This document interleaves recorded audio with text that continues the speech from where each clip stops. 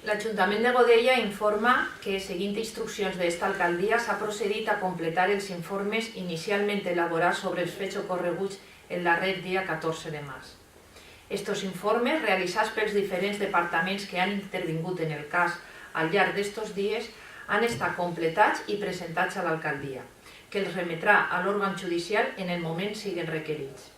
Donat que està decretat el secret del sumari, este Ajuntament no convocarà cap roda de premsa ni farà declaracions als mitjans de comunicació.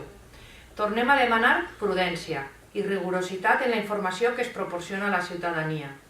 Reiterem el nostre condol a la família i restem a la seva disposició per a qualsevol cosa que necessiten.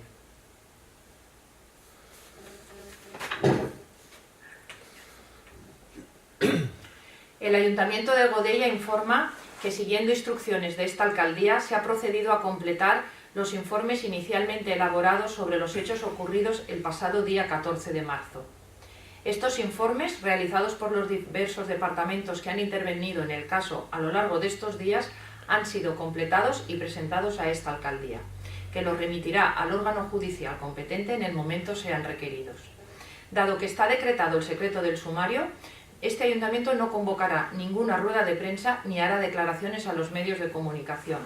Volvemos a pedir prudencia y rigurosidad en la información que se está proporcionando a la ciudadanía.